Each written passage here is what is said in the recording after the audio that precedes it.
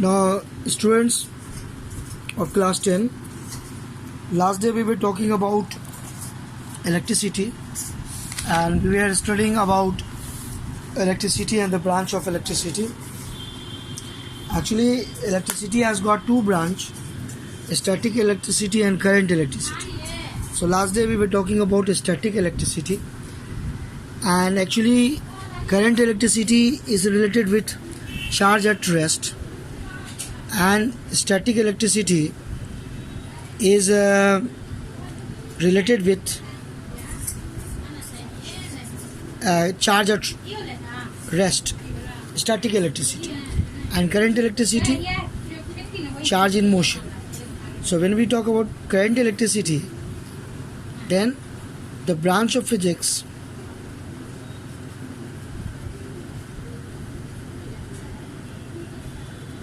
which deals with charge in motion.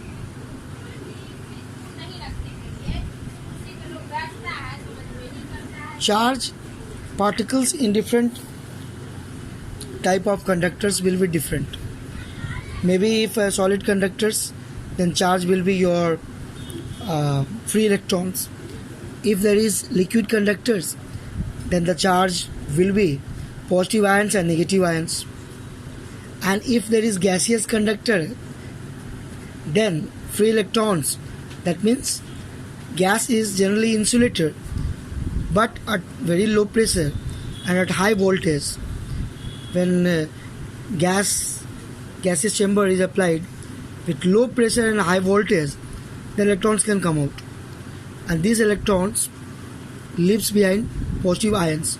So positive ions and electrons both can flow. So both are actually the charge particles, charge carriers in gaseous conductor. So these are the part of current electricity that we will study in detail. But before that, we were studying about static electricity, and static means rest. So the branch of physics which deals with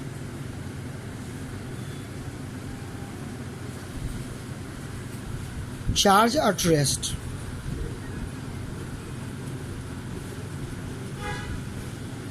is known as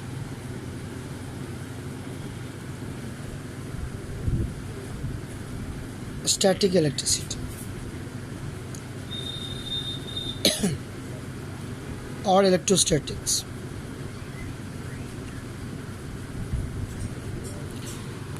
In this, we have got the idea about charge.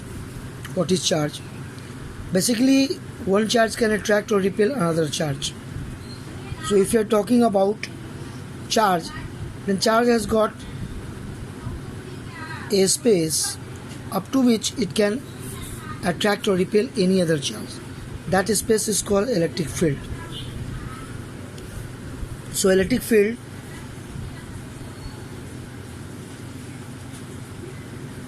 is the space around any charge. We call it source charge.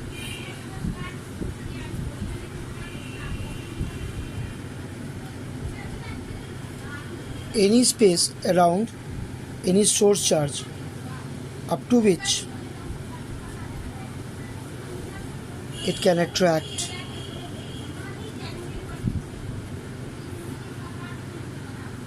or repel any other charge.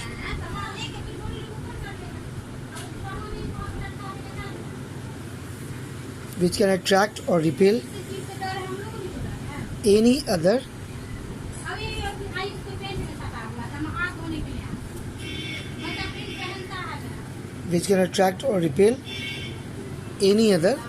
charge.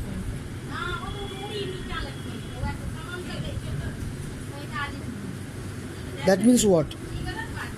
That means if you are getting any charge anywhere, maybe think that a positive charge is there. We call it source charge. Then there will be a space, and in the space there will be different points, but at any point, maybe at P, some other charge is kept. We call it Q naught. This could be called test charge. So what happens between this source charge, maybe the value is Q naught, and this test charge which is at P, maybe at distance R, there will be a force of repulsion between these two positive source charge. This positive charge, this positive charge. So there will be a force of repulsion. This is actually force of repulsion. And if there would be a negative charge, then there will be force of attraction. Attraction or repulsion, this is called electrostatic force between the charged bodies or charged particles or charge. And Coulomb has given a law for this electrostatic force. So this is also called Coulomb force.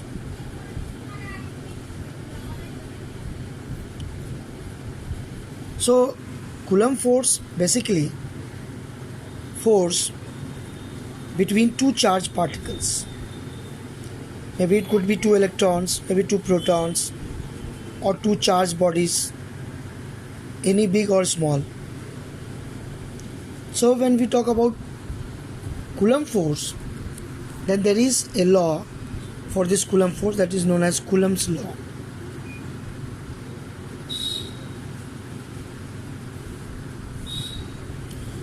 So what is this Coulomb's law that we will study? Coulomb's law says that between two charged bodies,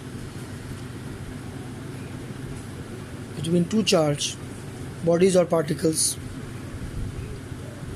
there will be force of attraction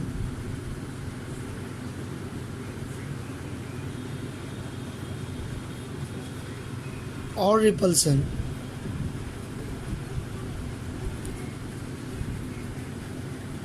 that is directly proportional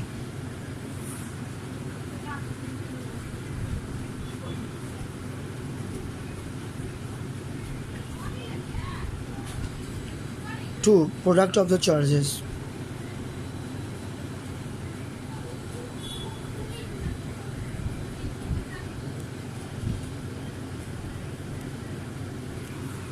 Product of the magnitude of charges, and inversely proportional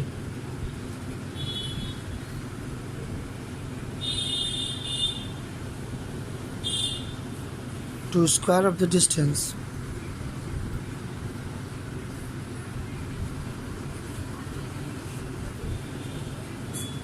between them. So if there are two charges, maybe Q1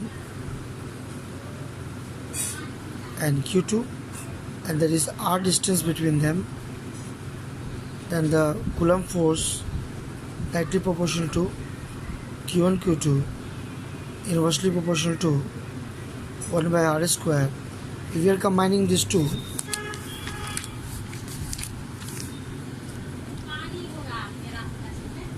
we will get here we will get a constant K, that is Coulomb's constant. This Coulomb constant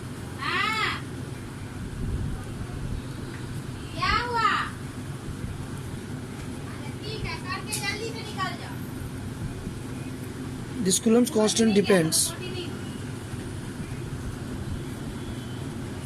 on system of unit.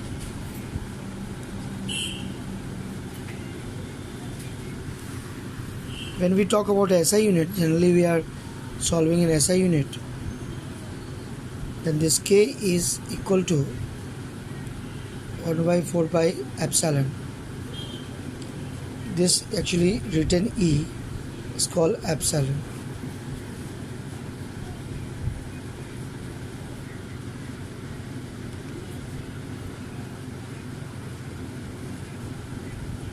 It's called permittivity of the medium.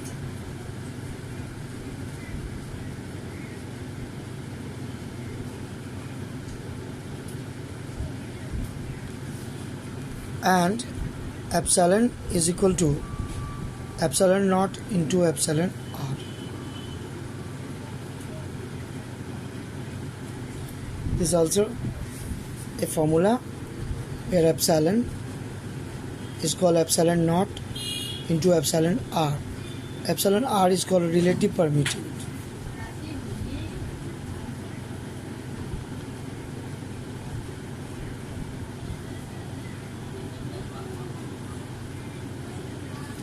And this epsilon naught is called absolute permittivity.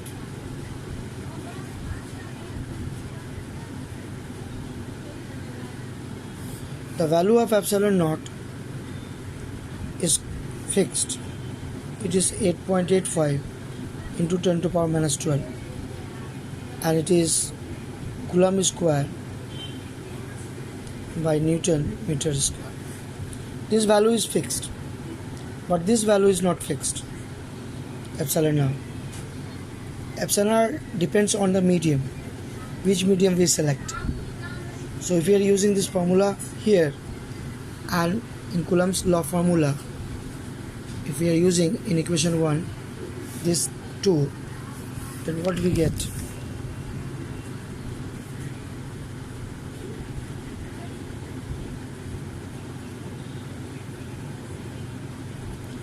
One by 4 pi epsilon naught into epsilon r, q1 q2 by r square. So this is our formula for Coulomb force. For vacuum,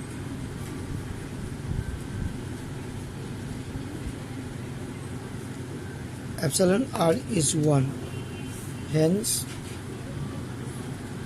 Coulomb force in vacuum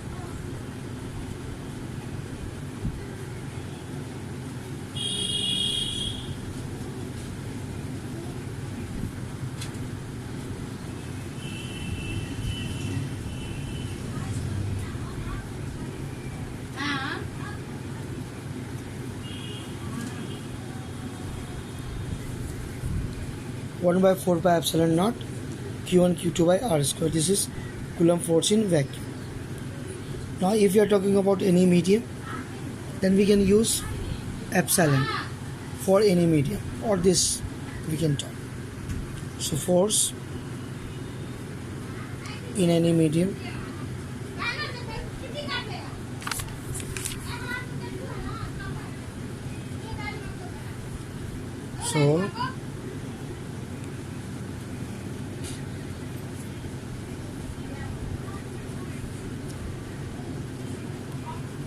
so force in any medium will be this.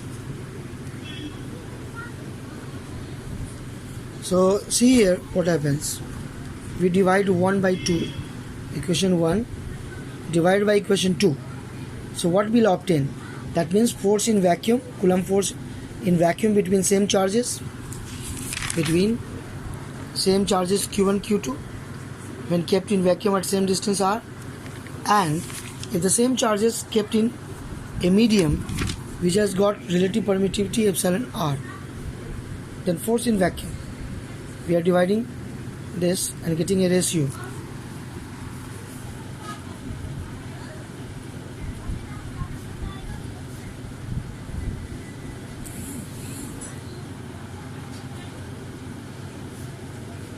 So if you are dividing, what we will get?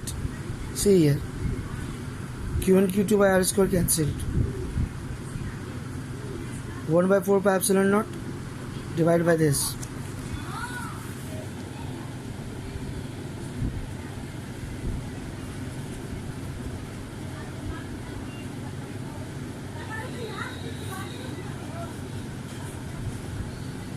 Epsilon r will go up.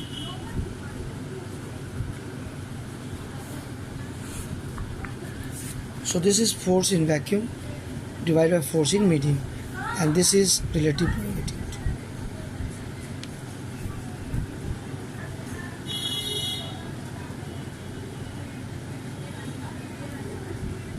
of the medium. So relative permittivity decides that force in vacuum, what will be the ratio of force in vacuum to force in that medium between same charges kept at same distance. So force in medium is equal to force in vacuum divided by relative permittivity. So if we are dividing relative permittivity of the medium to force in vacuum, then we can get force in that medium.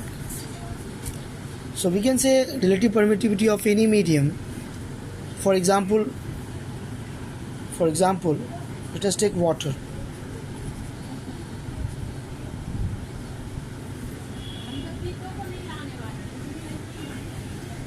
So relative permittivity of water is 80. What does it mean? It means that force in water, Coulomb force in water between same charge kept at same distance will be 1 by 80 times force in vacuum. 1 by 80 times force in vacuum. So between same charge particle, maximum force is in vacuum.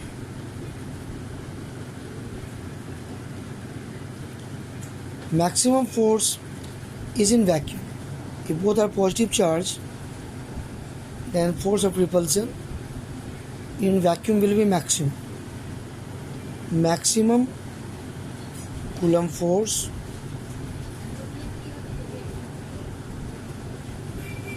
is in vacuum. But by what factor?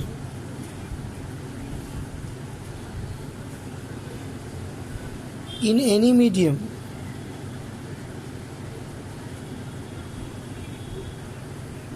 Coulomb force decreases.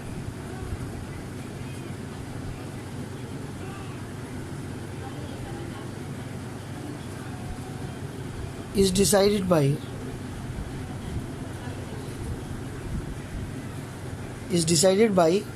relative permittivity of that medium.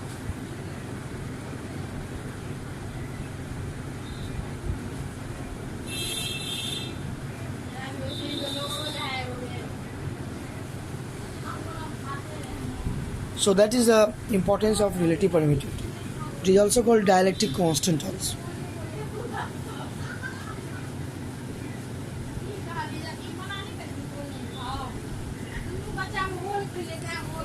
So these things are important to understand.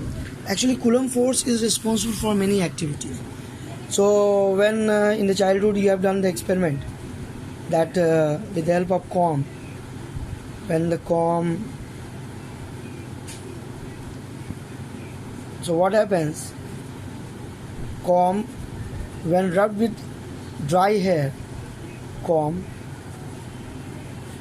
rubbed with dry hair is able to attract bits of paper, or we can say small paper pieces,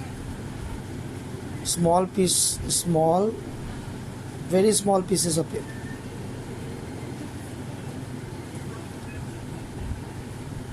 By what force it attracts? It attracts with Coulomb force. How it attracts? So that actually these are some of the application of electrostats or static electricity.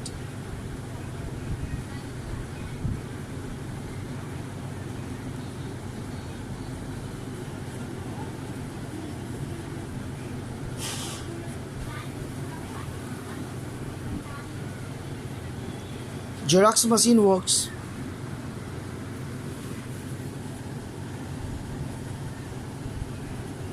on this principle, static electricity principle.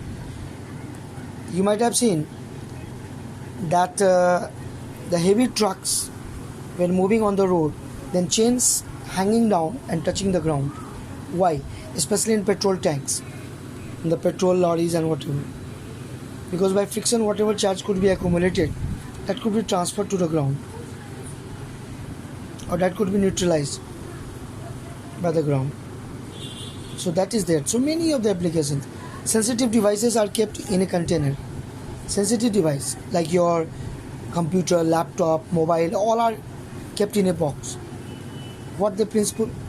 Principle is electrostatic shielding.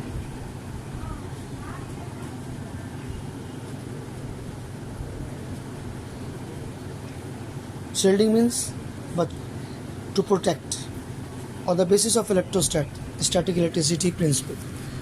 So this branch of physics is quite interesting and that is quite helpful in understanding many of the phenomena around us in day-to-day life also. So last 200-300 years we see the development of this branch, electricity. So we will study next video more detail. Okay students, thank you. I hope you enjoyed. Okay, thank you all.